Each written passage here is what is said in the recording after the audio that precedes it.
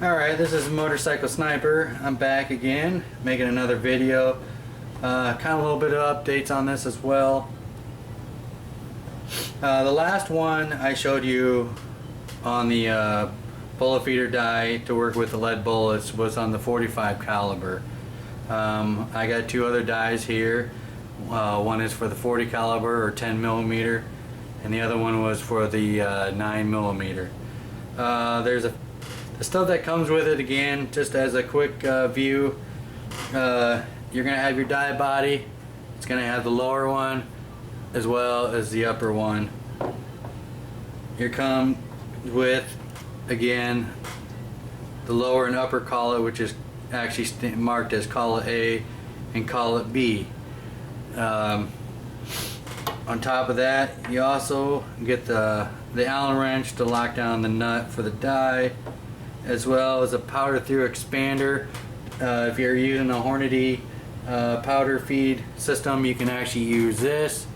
This actually expands the opening of the case as well, but since we're running with lead bullets, this is actually obsolete. You cannot use it. So if you want to take it, keep it. Just for what, I don't know, because once you convert these dies to lead, you're not going to use jacket bullets in it anymore. You're not going to be able to.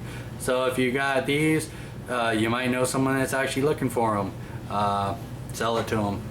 That's probably your best bet. Unless you plan on, well, even if you bought another die, it's going to come with it in the kit, so you really don't need two.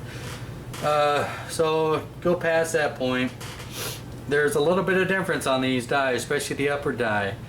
As you remember, I explained on the 45 caliber, on the opening on them, it was the inside diameter was 5/8. That's when you were able to use that PVC pipe, which is actually a 1/2 inch on the inside, and it was 5/8 on the outside. So it actually fit just right in there. It worked with that bullet feeder system made out of PVC pipe that I showed you.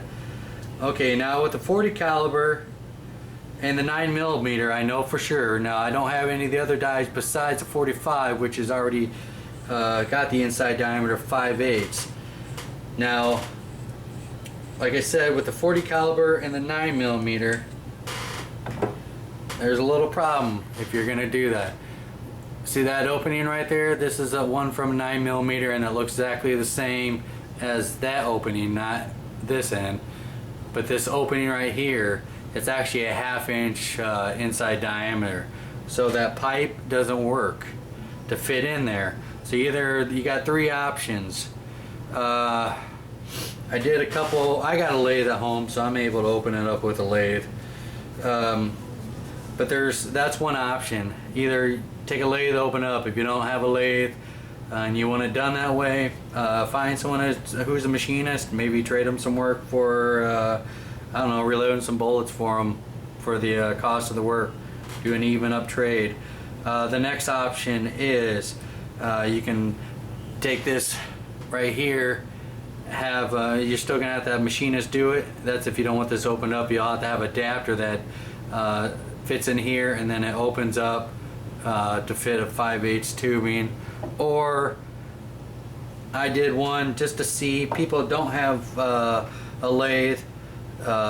What you can do is, here's one that's been opened up, and try to get an opening here. That is actually a 5/8 inside diameter. What I did is, you find one of the countersink bits. The best one is the one with the multiple cutting heads. You can keep it more level when you're cutting it. 5/1, that is around 9/16 outside diameter of that, and you can stick it in a drill press or on your drill, and you can run it in there. The only reason I say go with the 9/16 is to keep that from getting opened up too much. You can actually buff it out a little bit more so that tube fits in there, because that's what you want, is you want that tube to fit down in there. And then after that, after you open that up on the inside there, it's kind of hard, but you can kind of see that little bit of a taper there.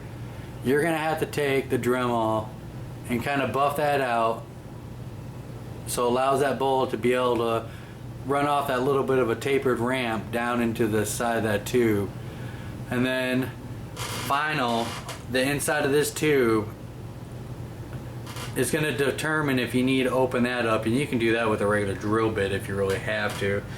I size mine at .401.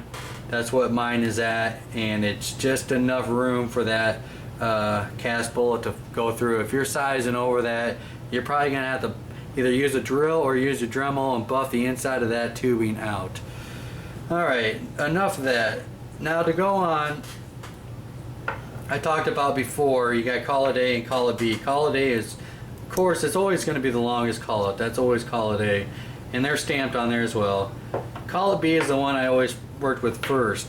Now on the 45 caliber, try to zoom in here, see if I can get a little better picture here. That might be too close.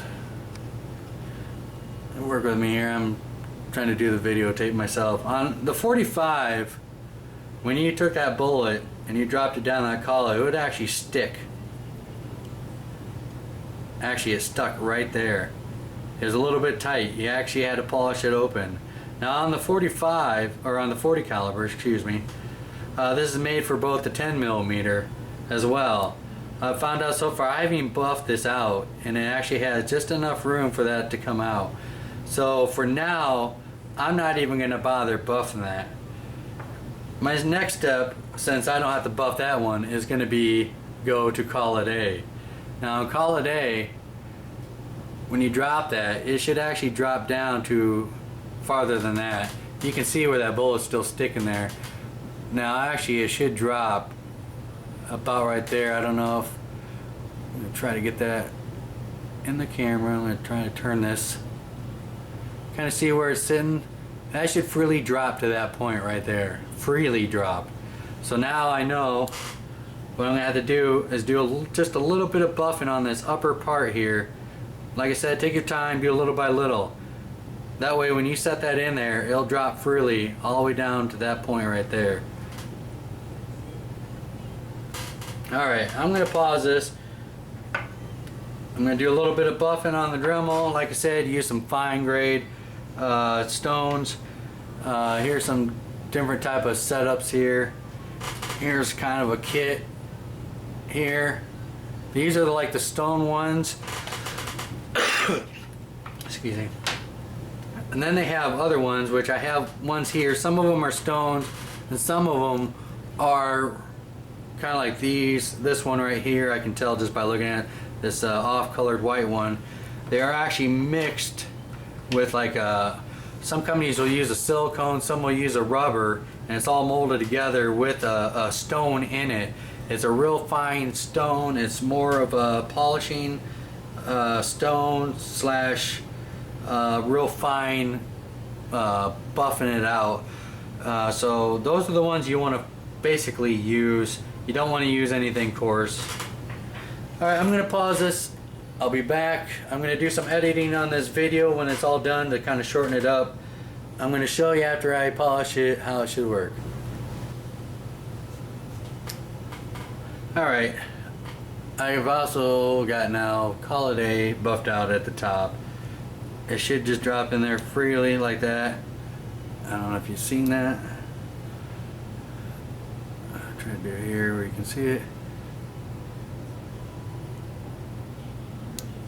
Just drops down in there freely. You can see in the grooves about where it's going to set. Now what I'm going to do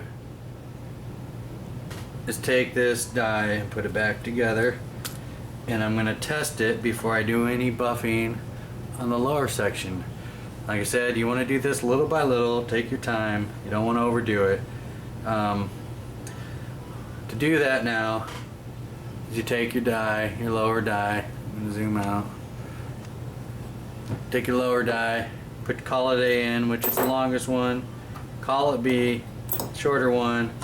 Take your upper part of the die, screw that down.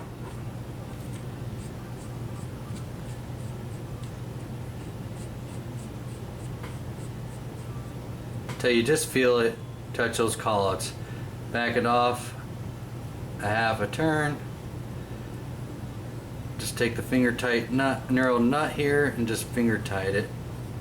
And that's all you got to do for setting it.